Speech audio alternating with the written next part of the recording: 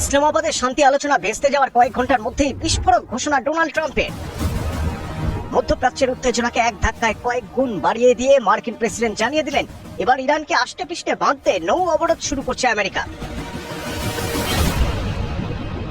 সোমবার থেকে হরমুজ প্রণালীতে কোনো ইরানি জাহাজ ঢুকতে বা বেরোতে পারবে না।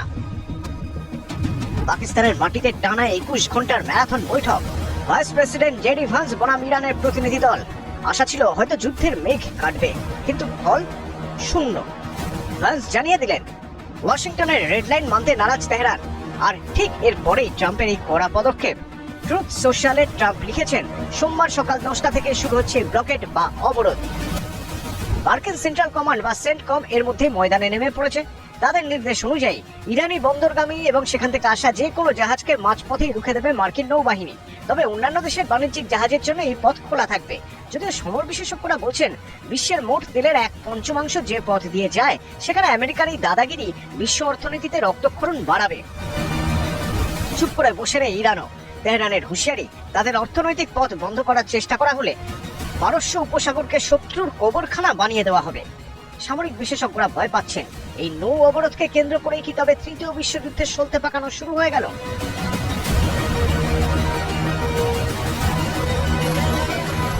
ইসলামাবাদে আমেরিকা ও ইরান উভয় পক্ষই এই বিশ্বাস নিয়ে আলোচনায় বসেছিল যে যুদ্ধের ময়দানে তারাই সুবিধাজনক অবস্থানে রয়েছে। তারা জানতো যে আলোচনা ব্যর্থ হলে যুদ্ধ চালিয়ে যাওয়ার পথ খোলা আছে। যদিও তাতে নিজের দেশের সাধারণ মানুষের দুর্ভোগ বাড়বে এবং বিশ্ব অর্থনীতি এই সংঘাতের আগুনে আরো ছারখার হবে। জেডি ভান্স তার বক্তব্যে স্পষ্ট করে দিয়েছেন, এই অচলাবস্থা আমেরিকার চেয়ে ইরানের জন্য অনেক বেশি খারাপ খবর।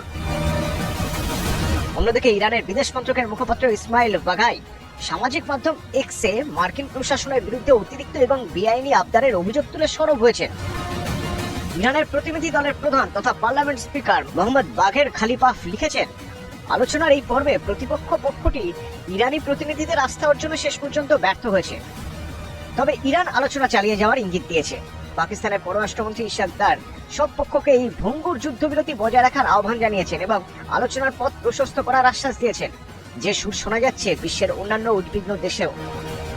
যদি ইতিহাস থেকে শিক্ষা নিতে হয়, তবে 2015 সালে যখন ইরানের সাথে আমেরিকার পারমাণবিক চুক্তি হয়েছিল, তখন তা চূড়ান্ত হতে 18 মাস সময় লেগেছিল, যেখানে একাধিকবার আলোচনা শুরু এবং বন্ধ হয়েছিল। কিন্তু সেই সব এখন ইতিহাস। হোয়াইট হাউসের এই সিদ্ধান্তে ছেড়ে ইতিমধ্যেই অস্থির বিশ্ব শেয়ার বাজার।